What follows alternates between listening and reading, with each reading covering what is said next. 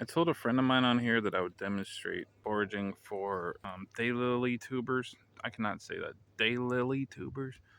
How to harvest them and then cook them and eat them. They're not bad.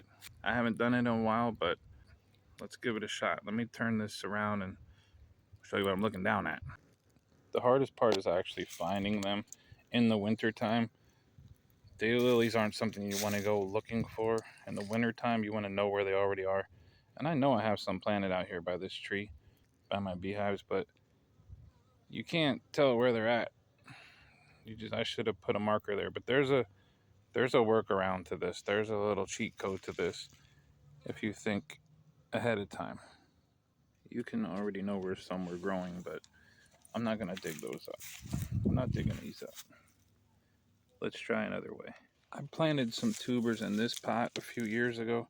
I kept it over here by my little bumblebee houses, but you can see what the leaves do. They just totally become really flimsy. So then rodents will just yank these out and make nests. So you won't see any of this. You have to really know where they're growing. I don't know why I have this rock here, but yeah, I'm gonna turn this pot over and see what kind of tubers we have in here.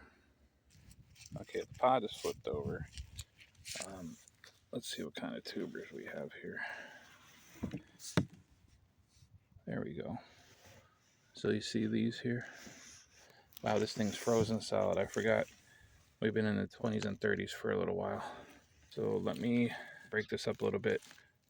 Some nice ones down here. These are what we're looking for. One little piece like this will grow you a whole new daylily plant. And this is probably what I started with in this pot. And now I have this big old completely crowded pot. So I'll just take some out of here and start a new little plant. Here's what I was able to pull up in a couple minutes. They're still dirty. I gotta rinse them off really good, snip the roots off, and I'll cook them.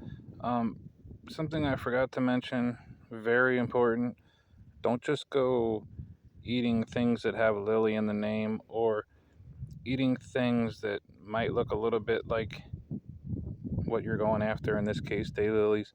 You need to be 100% sure with zero doubt. Really terrible things can happen if you eat the wrong thing. Okay, thanks. And here they are cleaned up. I forgot to say, these are the wild type of daylilies, often called roadside daylilies.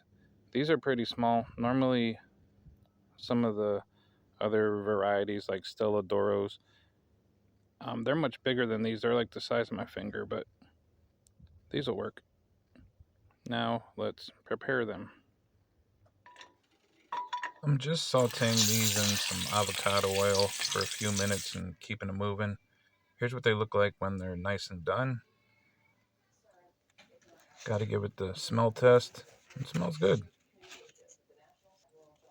Just reminds me of like a little skin on French fry or like a little sweet potato French fry. And that's what it tastes like. It's really just a mild potatoy taste. Kind of a lot of work to try to eat every day and harvest a bunch of them, but it's just a nice little survival practice if something happens and you're stranded out in the suburbs and you want to find something to eat, but it'll keep you alive and it tastes pretty good. So there you go. Daylilies. Have at it.